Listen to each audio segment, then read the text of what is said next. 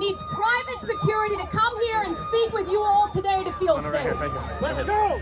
It's not right. We won't stand for it. And we're going to make sure that she can come up here and she can talk about how this impacts her and she can feel safe. And all of you are going to help her do that, right? I want to introduce you to one of the bravest young women I know. It's her homecoming day. But before she gets glammed up, there is nothing she wanted to do more than come down here and tell her story. I'll give you a little bit of a precursor. She's been on our show. She sat out her final game of the year because a biological boy was playing on the other team. Yeah! That's bravery, ladies and gentlemen. So I want you to join me in welcoming Tumwater High School junior, 16-year-old Frances Stout.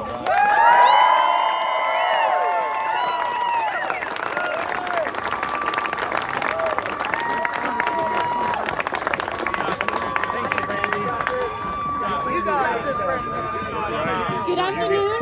My name is Frances Stout. Some of you may be aware of the journey I've embarked on to bring attention to the lies that are being told in the state of Washington and very far beyond. There seems to be a few misconceptions about the narrative surrounding Title IX, as well as threats that women are facing in sports and public spaces. We are being told that affirming gender care and dysphoria is helping our children, and those who listen to their gut feeling, which is telling them that it is wrong, are abusive. We are being told that 18-year-old men are not present in the locker rooms and bathrooms of 15-year-old girls seeking to silence their voices, eradicating the fundamental female rights that the left claims to care about protecting so passionately.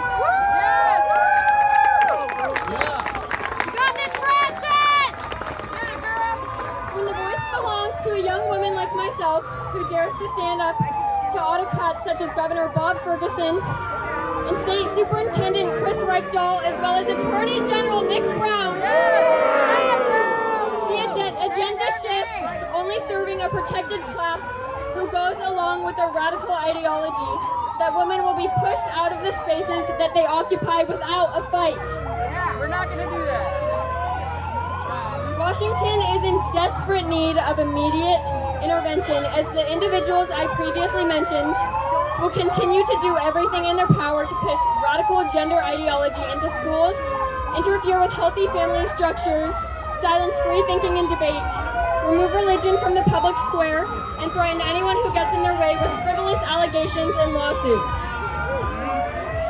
I am no stranger to these threats, as I have been investigated by the WIAA in Tumwater School District, being called a bully, liar, bigot, and Chris Reichdahl encouraged his other people to do the same thing. Biological men should not be participating in women's sports, and biological men and boys should not be in my locker room or my bathroom.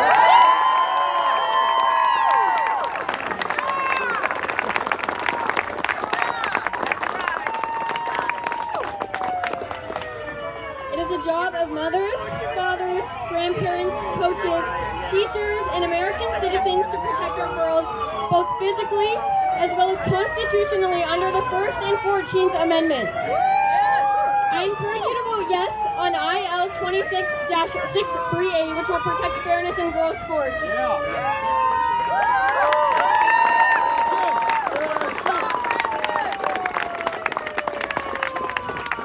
To thank my friends at Let's Go Washington, who are doing great work in trying to get this initiative passed, and I also want to thank Brandy Cruz for giving me multiple opportunities to share my story.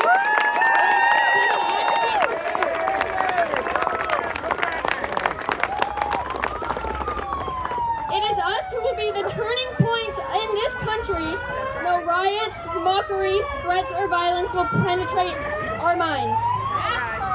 We are based in faith, righteousness, and truth. Yes. And this is a foundation that is not easily and not will be shaken. That's right.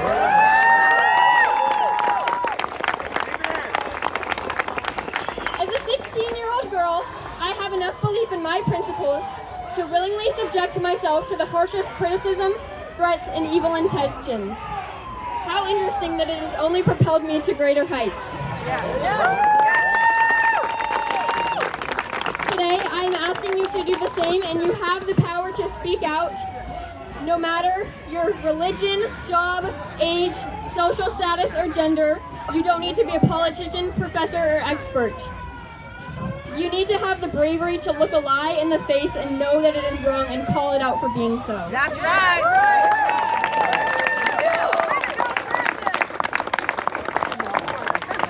Biological men do have an advantage over women. It is a fact, and it will always be a fact.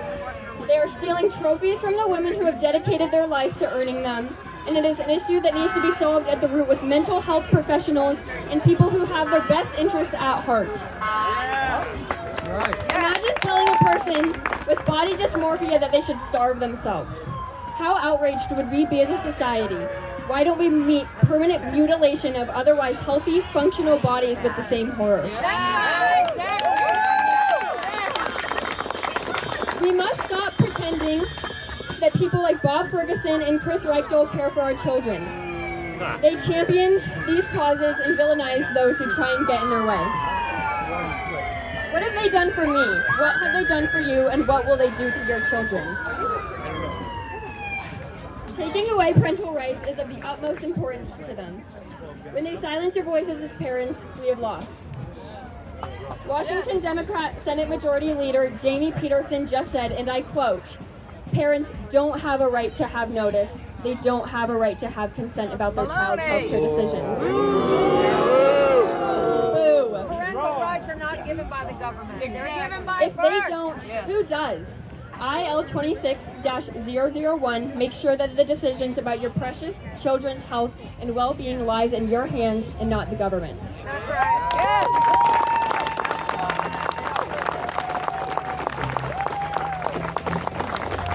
This problem is not going away, and men will continue to have the medals placed around their necks, and the women will feel the weight on their shoulders because of it.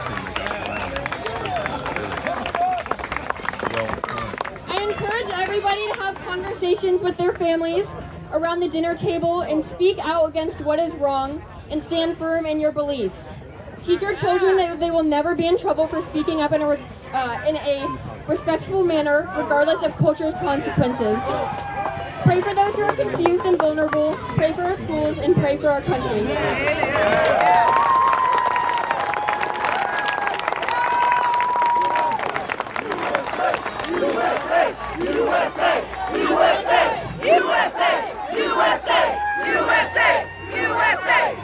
I would like to end out with a verse from 2 Timothy chapter 1, verse 7 that says, "For the Spirit God gave us does not make us timid, but gives us power, love, and self-discipline." And I encourage everyone to not be timid, and you have the tools you need to make a difference. You may feel small, but don't forget, the silent majority is awakening, and we are bigger than you have ever seen before. And one last thing, don't forget to fight, fight, fight.